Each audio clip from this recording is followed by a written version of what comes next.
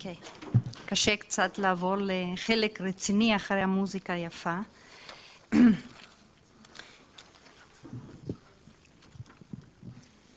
אוקיי.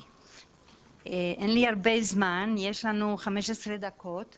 קודם כל, אני זאת שמציגה היום את התוכנית, אבל רציתי להגיד שאנשים שמופיעים פה זו ועדת ההיגוי של הפרויקט, וההכנה וכל העבודה של הסמסטר הראשון בהחלט תלויה בכל האנשים האלה, ותודה לכולם. מרשה בן סוסן, אוניברסיטת חיפה, ברנדה עודד, בר אילן,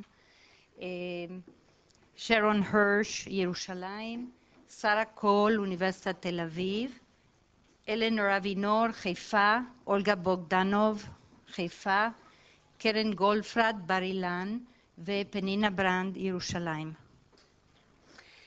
קצת לספר על היחידות שלנו.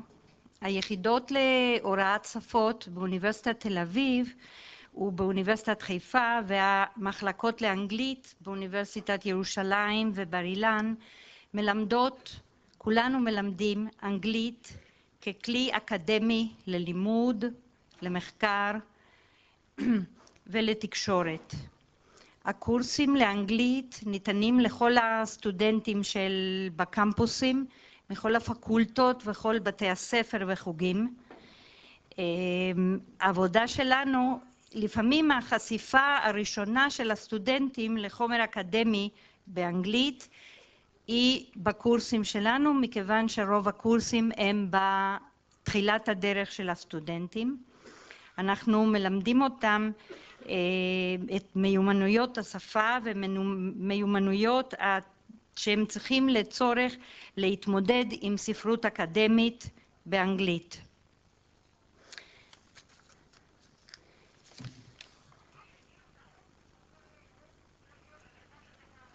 קצת סטטיסטיקות שיהיה לנו מושג על מה אנחנו מדברים פה. השורה הראשונה של הטבלה נותנת את המספרים בערך השנתיים של סטודנטים הלומדים אנגלית בכל אחד מהמוסדות, והסך הכל הוא קרוב ל-18,000 סטודנטים. והשורה השנייה היא מראה את מספר הסטודנטים הלומדים בקורסים המתקדמים, שהם הקורסים מכינים את הסטודנטים לפטור באנגלית, מה שהסטודנטים קוראים לו לגמור עם האנגלית. אבל זה לא סוף הדרך לכולם, כי עכשיו הם מתחילים באמת להשתמש בשפה ככלי.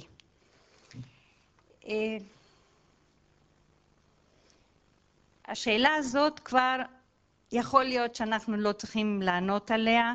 הרבה אנשים לפניי היום דיברו על החשיבות. השאלה אולי יותר טובה היא איך אפשר לא. איך אנחנו יכולים כמחנכים לחשף את הסטודנטים רק למשהו שלא בקונטקסטים אותנטיים, ואני מקווה שהנקודות שאני מראה כרגע הם תחשבו שכל זה נעשה באנגלית, והחשיבות של הקונטקסטים האלה לגבי לימוד השפה האקדמית. קודם כל, כבר מור בשנת 91 והרבה אחריו מצאו שיש הרבה יותר תקשורת בין סטודנטים כשהתקשורת היא בדור אלקטרוני או בצ'אטים סינכרונים באינטרנט, מאשר האינטראקציה שמתקיימת בכיתה בין קירות. הנקודה השנייה היא במיוחד חשובה לנו, מכיוון שאנחנו מכינים את הסטודנטים בתחילת הדרך, וגם האינטרנט וגם השפה האנגלית הם כלים שיעזרו להם לבצע אחר כך את העבודות שהם צריכים של מחקר ותקשורת וכן הלאה. קראתי משהו יפה בשבוע שעבר, ניל אנדרסון עשה אנלוגיה בין השפה לבין מערכת הפעלה של מחשב. הוא אמר, מערכת הפעלה למעשה מסדרת ומאפשרת תהלוך של מידע, החסנה של המידע, החזור ותצוגה של אותה מידע. ושפה היא מערכת הפעלה של חברה. אני מאוד מצא חן בעיניי, והייתי רוצה להזיז את זה, אפילו לדחוף את זה קצת יותר רחוק, ולהגיד ששפה היא מערכת ההפעלה של כמובן האקדמיה והחיים האקדמיים, במקרה הזה אנחנו מדברים בעיקר על אנגלית. כמובן, וזה נכון לכולם, הגישה המהירה למשאבים עדכניים. לא צריך לדבר הרבה על זה, אני חושבת שכל הפורום הזה יודע את החשיבות של שיתוף הפעולה בכל עת ומכל מקום. היה לי מאוד קשה ללמוד את הביטוי הזה בעברית, מכיוון שזה הפוך ממה שבאנגלית. לא, אוקיי.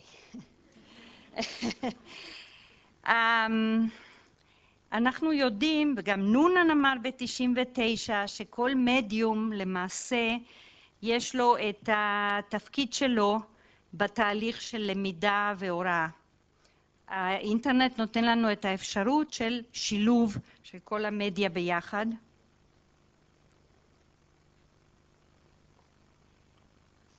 אני אחזור שנייה למספר 2 שדילגתי על מה שבעצם רציתי להגיד. אנחנו כבר כמה שנים עושים מחקר על ההבדל שבין קריאה ממסך לקריאה מנייר. והיום דיברו פה על ההבדל במתודולוגיות שאנחנו משתמשים כשיש לנו חלק מהקורסים לפחות מתוקשבים, ומה שאנחנו עושים בכיתה בהוראה פרונטלית. וזה נכון גם לגבי האסטרטגיות שאנחנו צריכים ללמד את הסטודנטים, ולכן זה גם עולה לשאלה איך לא, איך אני יכולה ללמד סטודנטים להתמודד עם טקסט מודפס, אם יכול להיות שלא עכשיו אבל בטוח בעוד כמה שנים, מספר שנים, רוב החומר יהיה מוצג בצורה דיגיטלית והסטודנט יצטרך להשתמש באותן האסטרטגיות אבל גם אסטרטגיות חדשות. אני ממשיכה עם מספר 6 שהוא לא פחות חשוב. אחרון, זה אנחנו יודעים את הבעיה של סטודנטים במילואים, ויש כמובן מחלות ובעיות שמחזיקות את הסטודנט בבית או רחוק מהמוסד, ולכן הקורסים שלפחות חלקם מתוקשב נותנים אפשרות להגיע לסטודנטים האלה גם כשהם לא בכיתה. אני ממשיכה מהר לנקודה הבאה שהיא למה לשתף פעולה. כהקדמה הייתי רוצה להגיד שאנחנו כבר משתפים פעולה באופן לא רשמי הרבה שנים. כבר בשנות קודם כל יש לנו ארגון של המורים לאנגלית של כל האוניברסיטאות ומוסדות להשכלה גבוהה, שהוא קיים כבר 30 שנה, שמו יוטלי, וזה פורום להכנת סטנדרטים להחלטות שקשורות למדיניות, שמשותפות לכל המוסדות, וכמובן יש לנו כנס שנתי שבו אנחנו משתפים את כל הקולגות במחקרים, בחידושים ובתוכניות הלימוד החדשות שלנו. כבר בשנות ה-80 התחלנו לשתף פעולה בהכנת לומדות, וכמובן גם עם ירושלים, עם חיפה, אנחנו שיתפנו פעולה, אבל אף פעם לא הייתה לנו הזדמנות מסודרת כזאת, כמו שנותנת לנו מיטל, לעבוד בעצם 4 מוסדות ביחד, וזה ניסיון חדש וטוב לנו ומאוד מרגש. הסיבה הראשונה למה לשתף פעולה היא שכמובן יש לנו את אותם המטרות, אותו סוג של סטודנט ואותם הצרכים. כולנו מפתחים כבר מזמן חומר על המחשב וכבר כמה שנים חומר מקוון. אני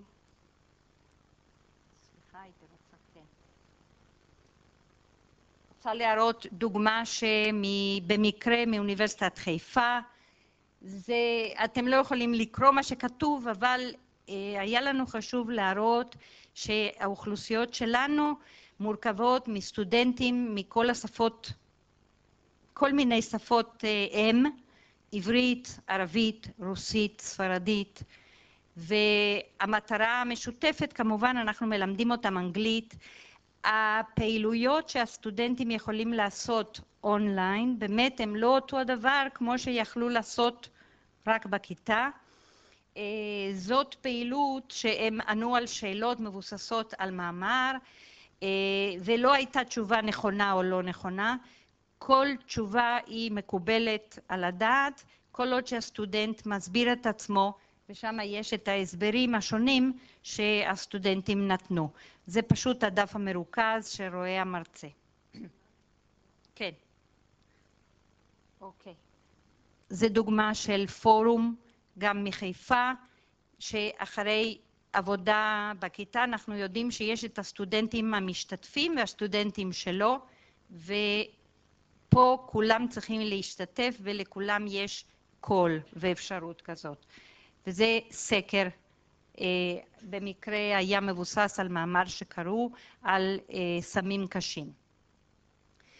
אוקיי, אנחנו קיווינו בהתחלת הדרך, ואנחנו רואים שזה באמת קורה, שלא רק נגמור את הפרויקט בעוד שנה או שנה וחצי עם תוצר שיהיה בידי הסטודנטים והמרצים, אלא שאנחנו גם לומדים שיטות עבודה משותפת. מצאנו בניסיון שלנו כבר בקיץ וסמסטר ראשון שדואר אלקטרוני הוא טוב לסיכום עמדות ודעות. הוא עובד הרבה יותר טוב כשהקבוצה הופכת באמת לצוות. זה לוקח קצת זמן, אבל זה קורה. והמינוס זה כמובן החוסר מיידיות. זה דבר פנטסטי, ועידות הווידאו, ואנחנו שוב צריכים להגיד תודה לצוות וידאו שהכינו סרט קטן, זה ממש קנדיד קמרה, לא ידענו שמצלמים אותנו ומכינים סרט תוך כדי, אבל זה נותן קצת מושג, דקה, לראות מה שיכול להתרחש, בלי שאנחנו נבזבז זמן על נסיעות ממקום למקום. כמעט טוב כמו פנים אל פנים. בעצם היום הכרתי את הקולגה שלי מאוניברסיטת בר אילן, שראינו אחת את השנייה רק דרך הוועידת וידאו. כן. אז נצפה שנייה במצגת. For millions of years in millions of homes, a man loved a woman, a child it was born. It learned how to hide and it learned how to cry like human. We'll be running together. Let's have the next meeting, the next video conferencing meeting, and then we'll see what we need to do toward the 14th.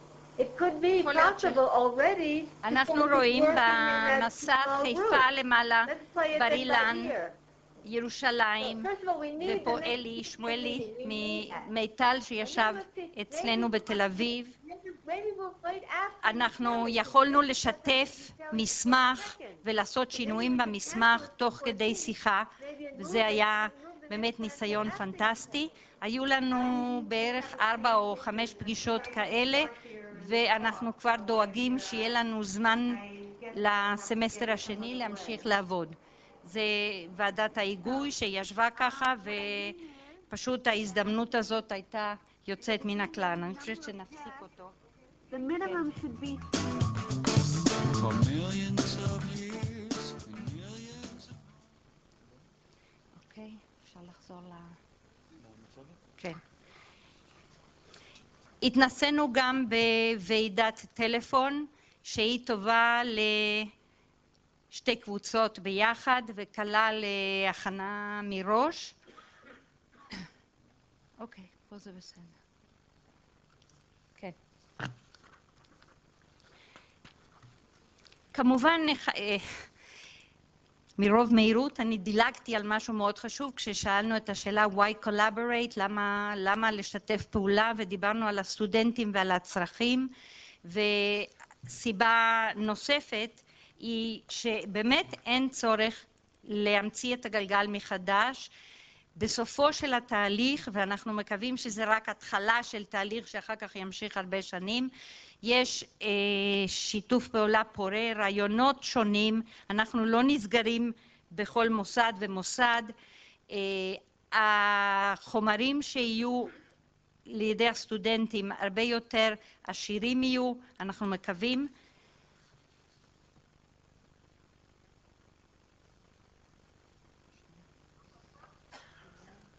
אני רוצה להגדיל את זה שנייה, אוקיי. כן, כן, אוקיי. אנחנו צריכים לסיים, אבל אני אעשה את זה מהר.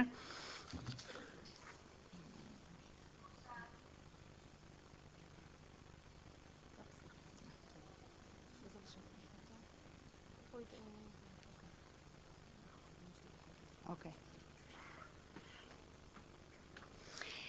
מהר אני פשוט מראה את היחידות שבחרנו להתעסק בהן. אני גם רוצה להגיד שבאוניברסיטת תל אביב יש לנו 23 קורסים למתקדמים שהם ספציפיים למקצועות השונים. יש אנגלית לרפואה, אנגלית להיסטוריה וכן הלאה. באוניברסיטאות האחרות היו קורסים כאלה בעבר, ומסיבות תקציביות בזמן האחרון הקורסים יותר כלליים. המודולות הספציפיות ייתנו לנו אפשרות לתת עבודה יותר פרטנית בתוך הכיתות הכלליות, וכמובן במקרה שלנו בתל אביב אפשרות להיחשף לחומר שלאו דווקא הוא חומר שנלמד בכיתה. בערך 12 שעות של עבודה של סטודנט אנחנו מעריכים שיהיה בכל יחידה. היחידות עשויות מטקסט, מולטימדיה, משימות עם קישורים למקומות חיצוניים ברשת, פורומים. תחשבו שבעתיד באמת בשנה הבאה כבר סטודנטים מכל האוניברסיטאות יוכלו לדבר על הנושאים שלמדו במודולה הספציפית, ובסוף כל יחידה משימה אינטגרטיבית. אוקיי, אני חושבת שאני צריכה לסיים. אני רוצה להגיד תודה רבה למיטל שנתנו לנו את האפשרות הזאת לשתף פעולה. זה באמת פנטסטי, ואני מקווה שאחר כך זה יעמוד לרשות כל המוסדות שחברים במיטל במאגר הגדול שהם מכינים. תודה רבה.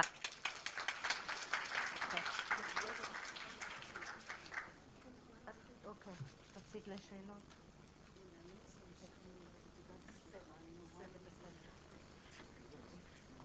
טוב, אני ממש מתנצלת שאני שוטר התנועה כאן.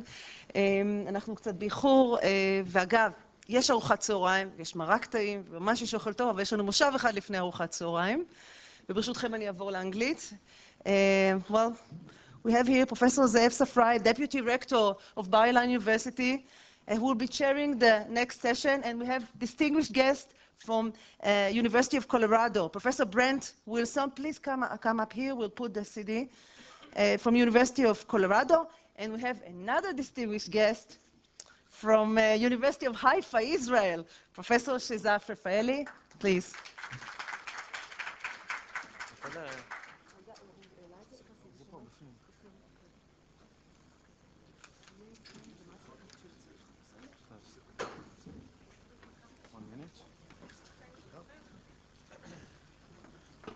Shalom.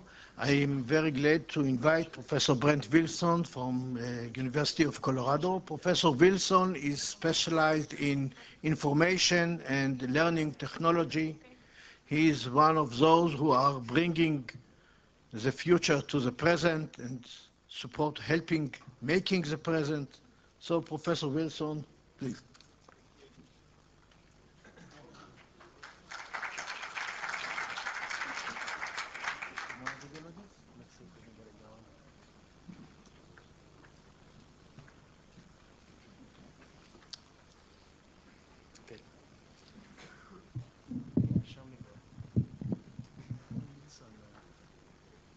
It's in Hebrew, so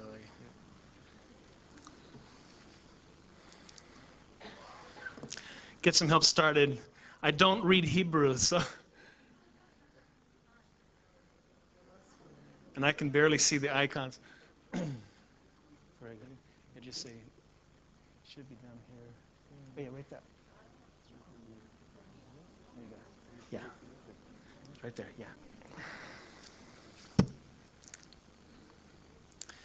Thank you so much for inviting me to talk to you. I hope that my language is understandable to you, and I look forward to to discussing these things with you. It's very difficult for me to lecture on the topic of learning communities. It's almost a contradiction, don't you think? And so I want you to help me out. If you have a question, if you have a comment, raise your hand. We are a large group, but we can still accommodate questions. It will make me feel much more comfortable if you do participate with me. I must say that I love the music today, and it helped me to understand you as a people, to hear the music. And it's something that in conferences in the United States, I don't remember music in the middle of a conference like that, and it's wonderful. It was a wonderful thing. I'm reading a book right now called Authentic Happiness that talks about the role of positive emotions in cognition. And you play some music like that, it helps you learn. It helps you remember and learn, so let's hope that that carries forward in the day. If we could, I'd like to begin with a little bit of needs assessment. I'm an instructional designer. Designers of instructional materials always need to know their audience. And so if you could, raise your hand if you are an instructor of online courses. Raise your hand. An amazing large number. How about raise your hand if you have never taught online, but you're an instructor of regular courses? So some additional people. Raise your hand if you are an administrator or person in charge of policy, but you're not actively teaching. Okay, that helps me. That, I think, confirmed my suspicion that most of us are online instructors in one way or another. That's part of our assignments, part of our duties, but that there are some additional people here also. I will target a lot of what I say to you, to us as instructors, and then to some extent to the policymakers and aspiring or people who are preparing to instruct. So if you ask yourself as an online instructor, why did you begin teaching online? Anybody have an answer? Why did you start doing this? Adventure? A sense of adventure, willingness to try new things? Were there some benefits in your institution? Were there incentives? Usually the reverse, right? Usually there are not strong incentives within the institution, but some of us see opportunities. We see opportunities to meet the needs of our learners, of our students better, or to prepare ourselves, position ourselves to be able to do things in the future. We say, let's start doing this, let's begin, because we know if we begin now, we will be positioned to take advantage of resources and technologies as they develop. That may have been in your mind. That's a lot of what was in my mind. I'm not always the very first person on the block to try things, but I would guess that among ourselves, we are faster than average to try new things. We are among the innovative half of the professorate. And I would also guess that that would extend to our instructional strategies, the strategies we use in our classrooms. If we were to assess how professors teach generally, we would say, okay, there are some improvements we can make, and it tends to be a certain way. I would guess that we, as a collective body, people who teach online, we're looking for new ways to do things not just in technology, not just in the delivery, but also in how we teach. We're interested in looking for new ways. And those two things can go hand in hand. They can be connected. And I'm hoping that that's what we can focus on right now. Now, let me tell a couple of stories. I have a student. Actually, if you think about the way that online learning, or if you think about the way that education in general has changed lately, think about yourself and how you do your work at your office. If you sit on a computer, you're doing your work. How many of you have internet connectivity when you are at your office? Most of you do. You're sitting in your office and you forget how to spell something. Where do you look? Where do you look? If you have a dictionary online, you look in your dictionary. I don't use a dictionary. I throw the word into Word. And it comes up, it'll tell me if I'm spelling it correctly or not, just by the underline.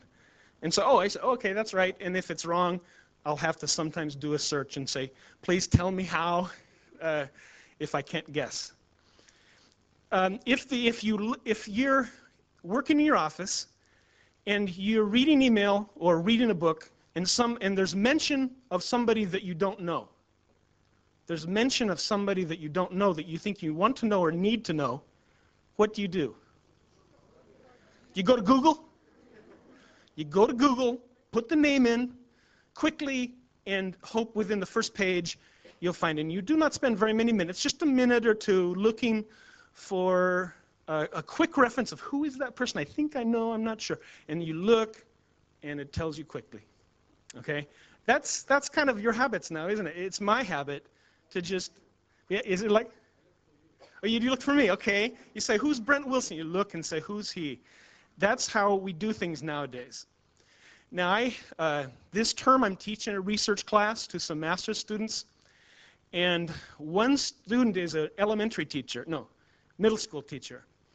His students, they have a homework hotline at their school.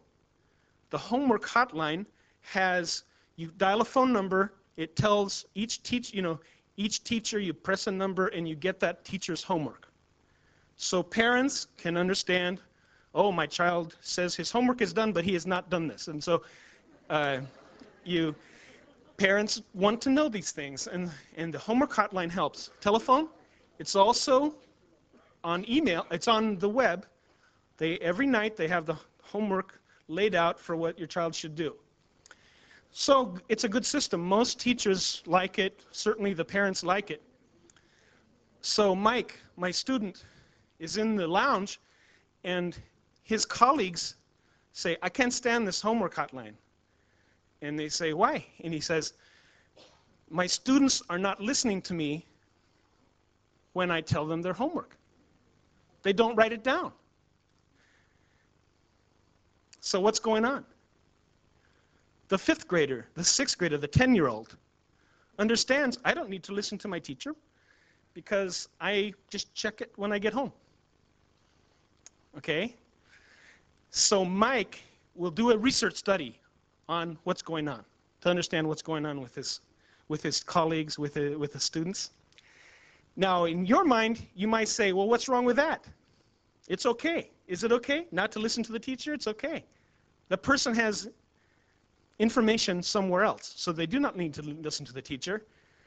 But teachers are accustomed to be listened to. Is that right? Teachers expect that you will write it down when I say it. That change of information, the teacher does not monopolize the information. The teacher does not own the information in the same way as before. That change requires an adjustment to the teacher. Some teachers are threatened by no longer controlling that information. And so these are the conditions that we work in nowadays. If you give a lecture, if you give the same lecture you gave last semester, where can I go? Someone may post notes on that lecture. So if I have something else to do that day, I can go do my other thing and get the same information of your lecture. I can go find that information because somebody else will have it and share it with me. Is that good? If we give the same lecture and if we can get the same information through some other channel, why should I have to attend your lecture? Those are questions. I do not want to take a position about this, but I do want to understand these are the changing rules that we now teach our classes in. And I think it's mostly good, but there could be some bad things about it. Okay, so I think I'm ready for slides. The way we teach in our classes has a lot to do with how we think about knowledge. Now, I am an education expert. I am in the School of Education. I teach education psychology classes, and I'm in instructional design, and I understand about knowledge, and let me show you 3 quick changing views. Now, we understand that knowledge, we can think about content acquisition, acquiring knowledge, acquiring content. When we think that way, we usually lecture and then test. Lecture and test. And it's good sometimes for students to have to master a body of knowledge and demonstrate their understanding of that knowledge. The 1960s, 70s, 80s in psychology saw a change in how we thought about knowledge. And the emphasis became different. The emphasis became on individual mental activity, mental processing of learning. And we see that as thinking about individuals constructing meaning. You know that, don't you? Is this familiar to you? Well, now we tend to think of it more in terms of not just individuals processing activity, but people working together. I've heard today discussions of collaboration and the importance of working together and so forth. The same is true with learning, isn't it? That people work well together, and when they share things, that's part of the reason why we come here. It's strange for me to be talking to a group and so forth, but we come together so that we can share ideas, and it helps us learn. So all of these ways, content acquisition, constructing meaning, and participation, are views, legitimate views of knowledge. And all of these ways have some legitimacy, have some place. I think it's good that we have exams and that we have, you know, I don't do exams, but I should. and because I mostly do projects. And sometimes I think I need an exam. I need a place to demonstrate, for this person to demonstrate that they have mastered some content. And so I will work on that. But a lot of us do too much of the other, too much of one, too much of the other. We can do a better mix. Now, there's an idea of teaching architectures that goes with the idea of learning, of knowledge. And I would like to share that with you. And I've got 3 models in mind. You've heard of it, you know, usually the familiar idea of teaching is that the teacher teaches. That's what teaching is. It's what the teacher does. And so just as I am lecturing, I'm talking to you, that in our classrooms is what is teaching is. I get to my class and I teach. That's the idea of teacher-centered learning. Of course, the learner could be the center of teaching, right? We could do everything with the individual learner in mind. And so we would have resources, books, and assessments and learning experiences, everything geared for the individual learner. Some of us are old enough to remember programmed instruction. Anybody remember programmed instruction, where you read a portion of text and then you look at the answer and you check your understanding? And there's a lot of active learning, computer-based lessons can be like that, tutorials. Would be very individualized, very much with the learner in mind. Of course, I would go one more step, and I would think, let's not make the individual learner the center. Let us not make the individual learner the focus. Let us make a coherent group the center of our efforts. Let's put our efforts towards the group. Now, why is that better? Why is that better than the individual learner? Because isn't it the individual learner who has to learn? What advantage do we get by focusing on the group? Say? Brainstorming, you can collectively construct knowledge in a different way than you individually construct knowledge. If you've ever worked on a problem where you didn't know the answer and you brought your knowledge together, you realize that, oh, we thought we knew nothing about this. We got 5 people talking and sharing. We find out we know more than we thought, than we realized. We do things in groups. Why is that?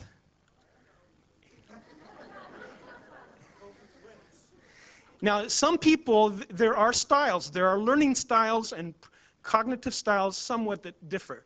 And so some people really learn better in a with me in the book. I read the book, I process, I have time, I'm not rushed, there are some differences among us, but generally, so many of us learn well together by modeling. I'm not ready to make a contribution, I'm not ready to say something, but I'm listening. Or there's people that are representing things to me or modeling, I'm understanding things by virtue of how other people participate. So that can help me also. The idea of a learning community or a group of people learning together can be very powerful, and we should not ignore that. There was a time in psychology, and I think probably in education, where this was not fully appreciated. In the last 10 years, 5 or 10 years certainly, these ideas are appreciated by researchers of learning and instruction.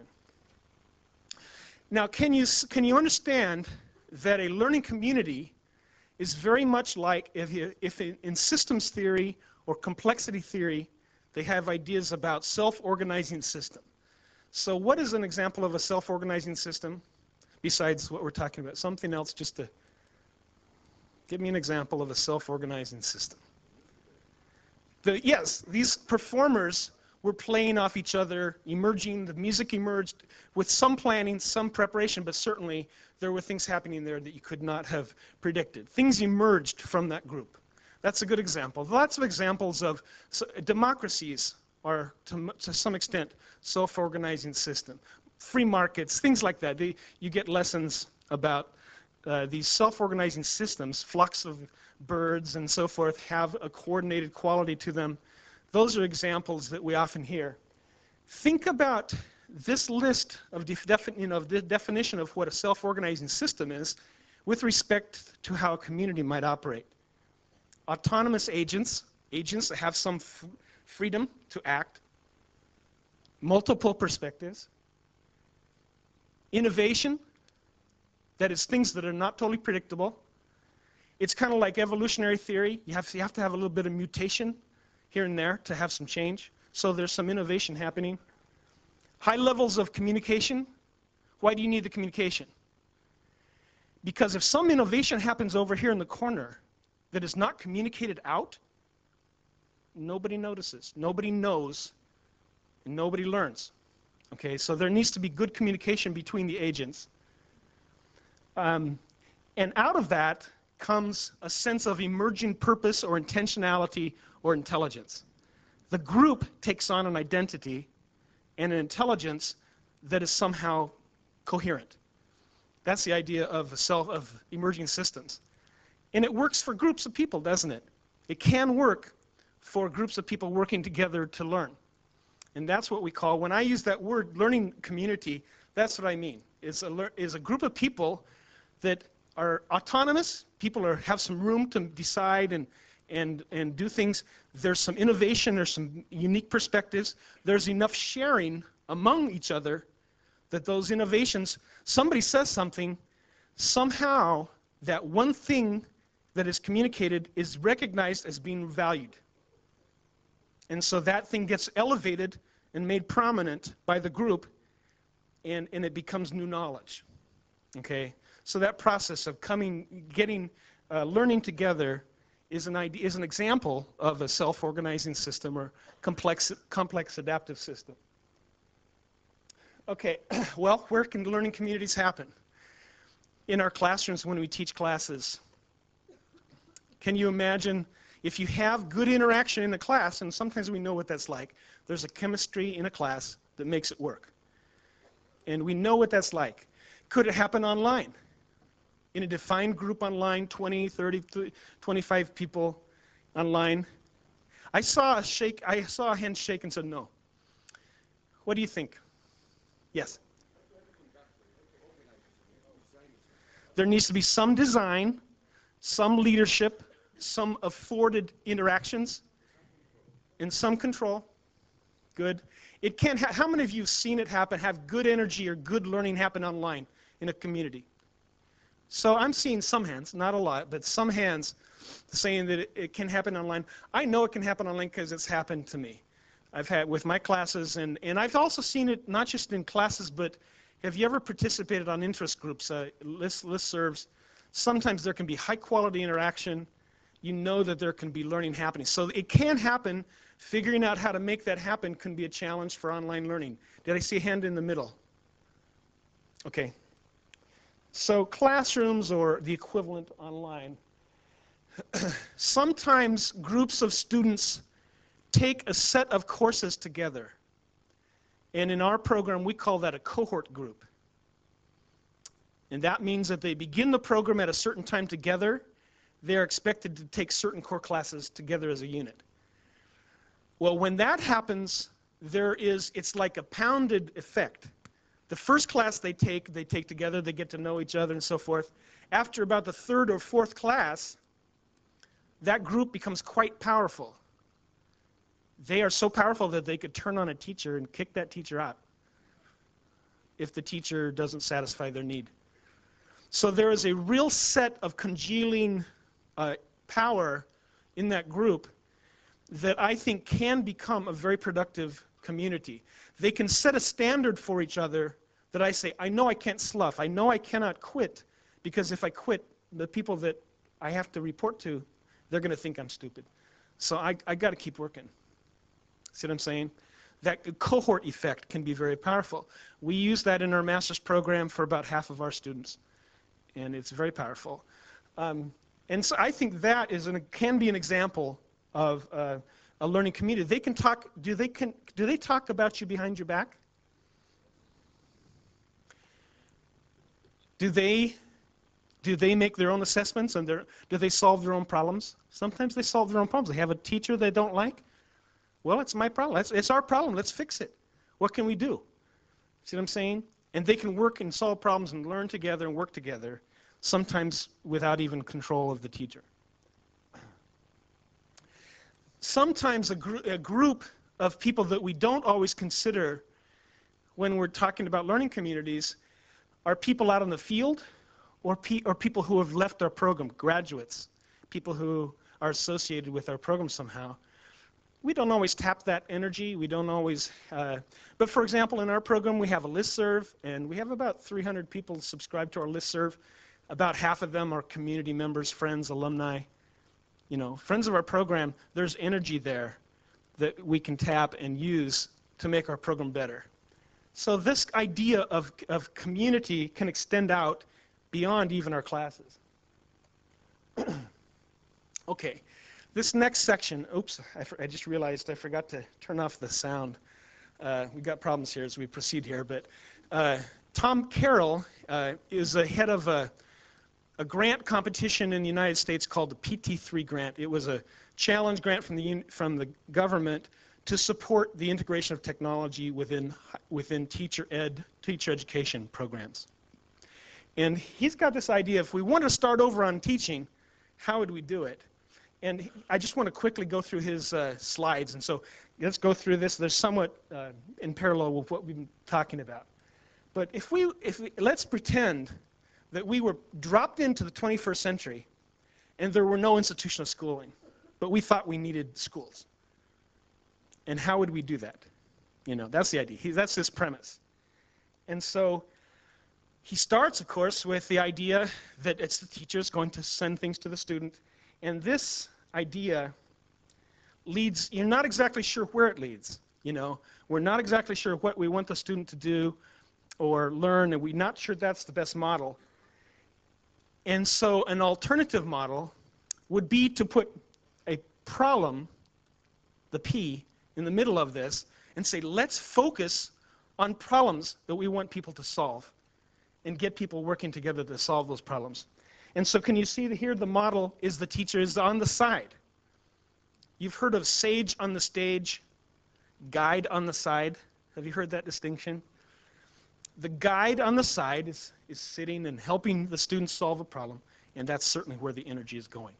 The lines, the surrounding, the red circle, that means it's a contained situation. It's a contained information system. Okay? What happened there? I hit a key. What happened? The guide on the side popped in, decided to participate. Okay? And what happened there? we decided, let's throw away that boundary. So yeah, we want to have an interaction together, but the boundary to contain us doesn't have to be so completely tied in. In fact, the T that used to be a teacher, what happened to the T? Became a big L, okay? That means that the role of learning, the teacher shares in that role. Now here's where it gets scary, because things can go crazy, can't they? Where do you stop in your environment? You may try to define your class in terms of a classroom, but there's also the outside information. There's so much that we know, as we began talking earlier, there's so much that students have access to outside of the controlled text and the controlled lecture. Now, I'm going to quickly go, oh, good. That's a blessing. I'm sorry, there were some audio effects I was trying to avoid, and we avoided those audio effects. Yes, help me, yes? Yeah, let me try. Yes.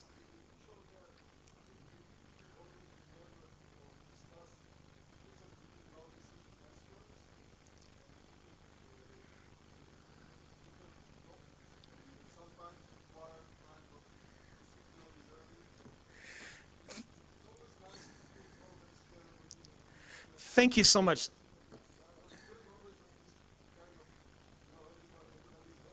Yes.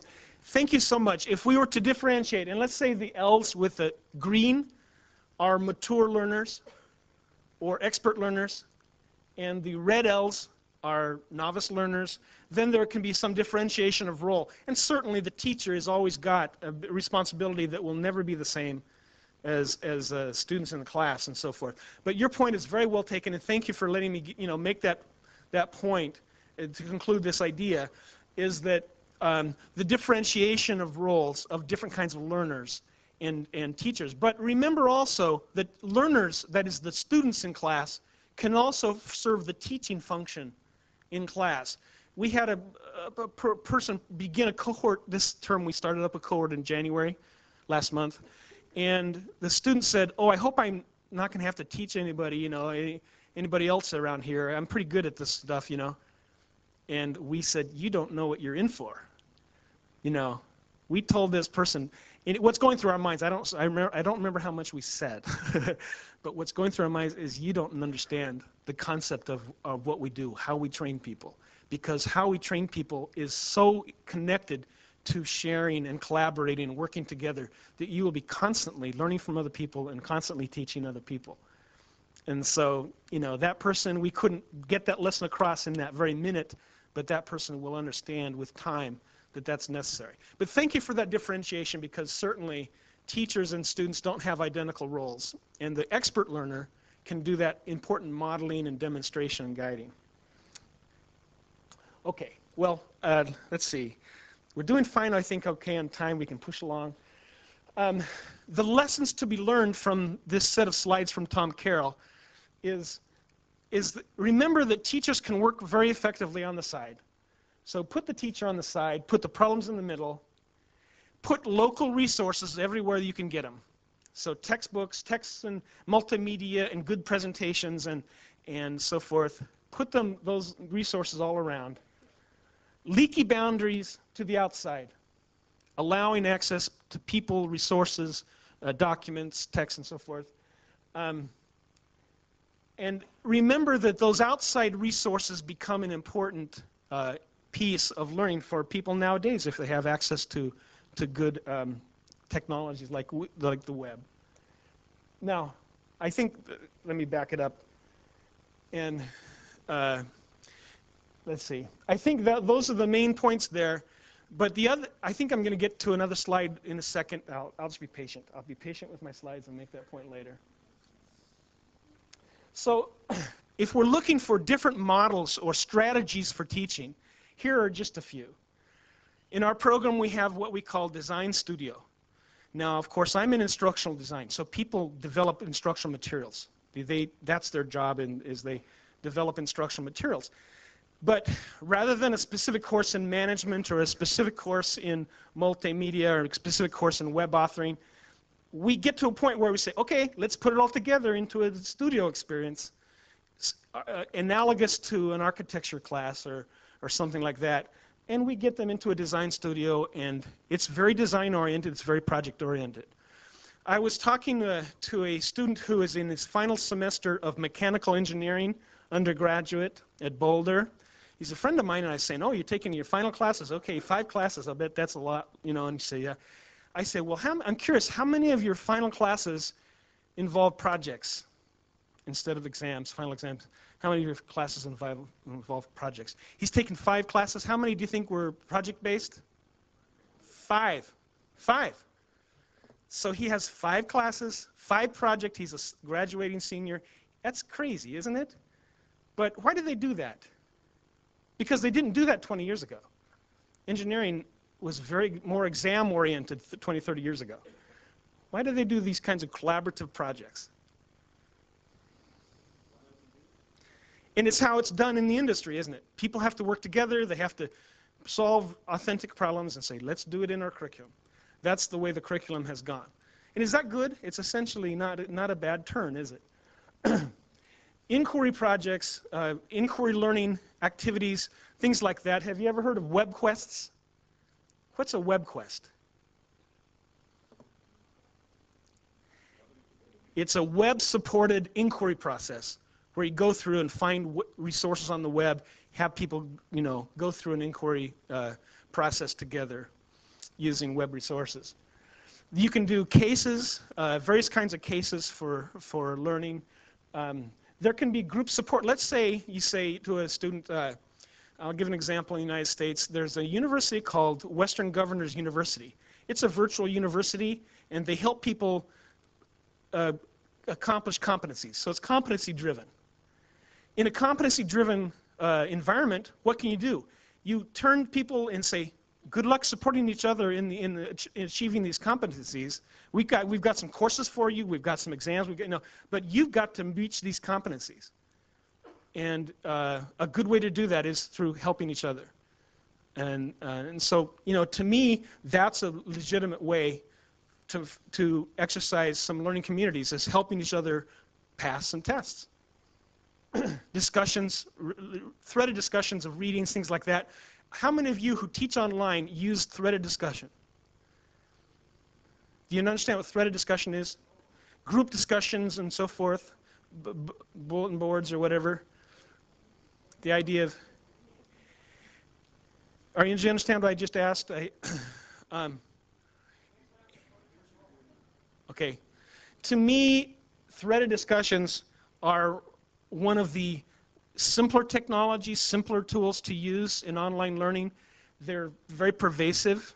Do you want to add a point right here? Okay, okay. But they're very pervasive. Right now, I think they're not a bad form of interaction, but we need better tools for interaction. We're working on that at the University of Colorado. We're trying to develop some specific tools that can be more easily integrated for interaction and group representation and so forth. But for the meantime, we've got these kinds of threaded discussion tools. There are other things. Writer's Workshop is an example. That idea comes out of English and out of, not out of English, but out of literacy or writing, the teaching of writing, of getting writers together and sharing their writing together. Well, I've kind of run out of time, but there are other ideas. This is more of an example of the inquiry cycle upon which web quests are based, or other kinds of inquiry that you might do in your classes. You set up a challenge, and then the groups of people work through defining that issue, pursuing an inquiry agenda, constructing a solution, testing out that solution. So it's a fairly simple model of problem solving and inquiry. There are some researchers at the University of Vanderbilt who developed the STAR legacy idea. So I threw this slide in so you'd have reference to that. But it's a very similar case-based problem-solving process of inquiry. And there's some web information about that. So this is the slide that I was impatient to tell you about. The idea, one semester works real hard, and they do inquiry, or they solve a problem, or they build resources. What happens to those resources? it's nice to be able to use them with the next group. Have you done that building upon idea with your online teaching? So you say, okay, let's go look and see what the last semester did. Right now I'm teaching a research class, and 2/3 of my reading references back to papers that other students have written in prior semesters. So I say, let's go see how those people develop problem statements. Let's go see how the proposals from the last group were. We can do something similar. So we read their work, we critique it, we understand what they've done, and then they're more able to go do their own work. So the idea of leaving a legacy for other people, other students, and you can not only do that, but you can say, hey, can you come guest lecture? I'd like you to come visit our class, online or in person, whatever. Come visit our class, tell about your research that you just did you did it last semester, it was one of the best projects from last semester, come tell us what you did and share your work with the next group. So the idea of leaving a legacy is very, very powerful, I think, especially for online resource-based learning. So these are some more ideas I wanted to, let's see, the one idea that I'd like to make just as out of this slide, where it says /forums. You've probably never heard of the concept, the idea of /. But /. is a site on the web, /.org, that it's an open source. Have you heard of the open source movement? It's kind of an anti-Microsoft kind of a site. And people get together and there's a very sophisticated sharing. Thousands of people subscribe, and they submit stories. There are editors who decide if the story is good enough to put up. When a story is put up, then people will compete very often to get to be the first person to comment on it and so forth.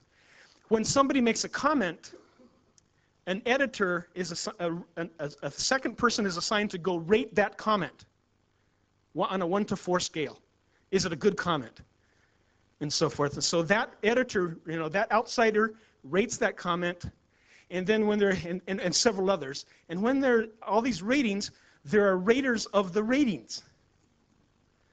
So you have a very controlled system where you're getting quality, you're getting comments up. Not only are you getting comments up, but you're getting ratings of things. So if you say, please only show me the best rated comments. I don't have time for everything. Just show me the best rated comments. I want to keep up on the conversation. There's filtering that goes on in this community. It's self-sustaining, self-running. It's free. Nobody right now gets academic credit for it. But I say, why not? If you're an active participant in this community and you are building what they call karma points, karma, the Hindu idea of building karma, if you're getting karma within this strong, healthy, vibrant learning community, why couldn't I get some academic credit for that work?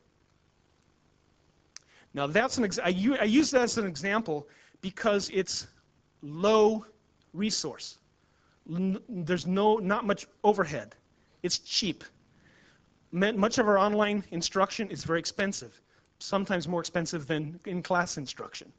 But this idea of /. To me has the potential of being large scale. Hundreds of people can participate. In fact, it requires hundreds of people. But once you've got that system in place, you've got a self-sustaining learning community going on, and it can be very affordable. So that's just a last idea. I think I'm probably way out of time. So we'd like to have some time. I have some, I'll include in the slides that I make available to you some ideas about how to proceed, how to go forward in making changes and so forth. Oh, are we still okay? I think we're okay. I think I've made my point here. But the concluding thoughts about various kinds of e-learning, strategies for adoption, how to be a change agent or a leader within your own organization, within your own departments, things like that. So, and I conclude my slides with some resources. If you want to go look at particular sites, then there are some links to learn about inquiry. There are other specific topics that you go look at some more. So thank you so much. I really appreciate your participation today. I would like to invite Professor Sheizaf Rafaeli from Haifa University. Sorry. Thank you very much.